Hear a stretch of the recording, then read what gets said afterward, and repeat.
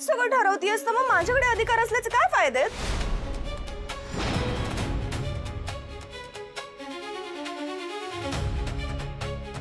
काय झालं? अहो नाही, एवढं काही नाही झालंय. काही नाही कसं काय? जीजू माझ्याकडे अधिकार दिलेत यात काही स्पेशल नाहीये का? आणि तुम्हाला म्हटलं होतं ना मी, ताई माझं काय ऐकणार नाही. बघा ती तसंच वागतीये. मला न विचारता ब्रेकफास्टचा घाट घातलाय तिने. न विचारताना तिने इडली करायचा डिसिजन घेतला आणि आम्हाला कोणालाच आता इडली खायची नाहीये. मला आलू पराठे खायचेत, अंशुमनला सँडविच खायचे आणि मॉम-इन-लॉला टोस्ट सँडविच खायचे. अगं प्रत्येकाला वेगळं काहीतरी खायला द्यायला हॉटेल आहे का हे? पण आपल्या आवडीचं काही खायला मिळालं नाही तर मग उपयोग काय आहे त्या अधिकाराचा? ओके सुश, शांत. मी करते. एवढं सगळं? अहो नाही वेळ लागणार, मी करते.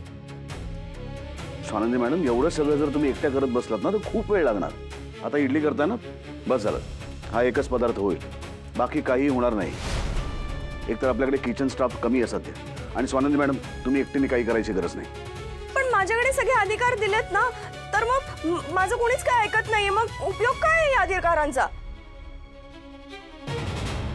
आणि जीजू तुम्ही प्रॉमिस केलं होतं ना, ताईंनी पण प्रॉमिस केलं होतं, पण आता तुम्ही दोघंही प्रॉमिस मोडताय.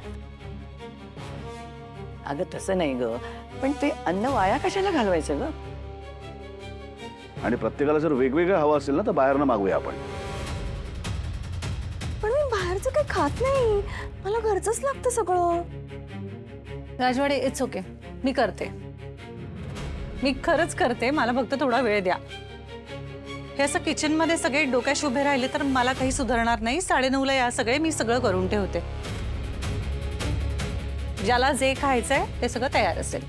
खुश? चला, इथून सुद्धा बाहेर काढलं आपल्याला. हरकत नाही आहो, थांबा तुम्ही इथे अर्धा तास. मी कसं करते ते बघा, चालेल? मग मी जातो, 9:30 वाजता येतो. सुश, कम.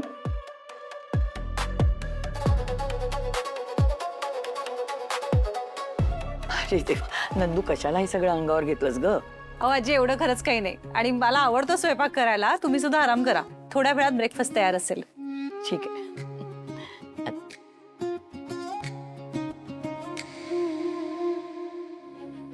काय झालं?